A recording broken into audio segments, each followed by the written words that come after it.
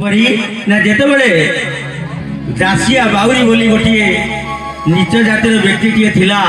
जे कि तंतुरे लुगा बुणे सबुदिन बेपार करी घर को जाए आनंद शाग पखाला खाई समय कटाए दिनकर कथा नना पढ़ुले भागवत से भागवत लिखाई सकल घटे नारायण अनादि परम कारण दासिया बाउरी कान देला नना ब्राह्मण लोक केते कौन वेद जानी केते मंत्र जानी तेणु टिके मुझे शुणी आज महाप्रभु कौन कहते नना बोलुले सकल घटे नारायण अनादि परम कारण दासिया बाउरी सीना बुझी पारानी कि तू ये पदक कथा मन रही जाइला नना को पचारे नना ये सकल घटे नारायण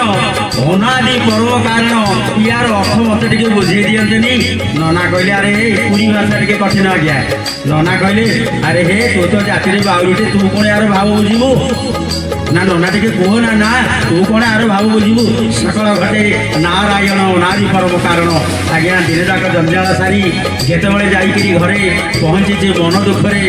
बसी स्त्री आसी पहुँचले वो कहले आज कौन दासींकर पखड़ा गंछारे मन बढ़े कि ना नाई मत आज भल लगुनि ना कहीं तुम कौन है कि ना बाटे आसुली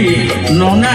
बोलुले सकल घटे नारायण अनादि परम कारण यार अर्थ कौन कहल ना यही कथा बुझीपारे तुम्हें मन दुख कर सकल घटे नारायण अर्थ नारायण अत्र तत्र सर्वत्र विद्यते कारण भगवान कहते ना अहम तिष्ठामि वैकुंठे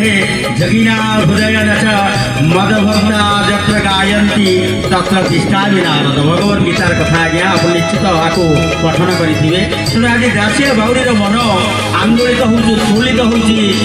सतरे सकल घटे नारायण अनादि परम कारण अर्थ कौन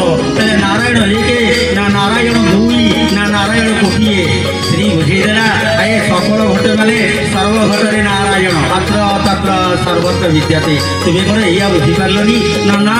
मु यार अर्थ कि पाऊनी मु तो जानी नीलाद्रि कंदर जी बसी रत्न सिंहासन से होती नारायण पुणी मो पाखे तुम पाखे ता पाखे नना पाखे यार अर्थ मुझे बुझीपारे बड़ विषम समस्या बुझिला दासिया बाउरीर स्त्री आउ कि बुझे पारे ना पुणी पूर्ववर्ती दिन गला कहला नना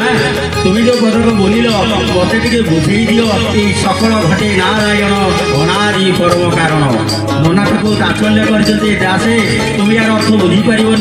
ना तुम्हें कौन बुझिन ना ना आर अर्थ मुझे बुझिनी मो जेजे बापा भागवत पढ़ुले मु पढ़ुची।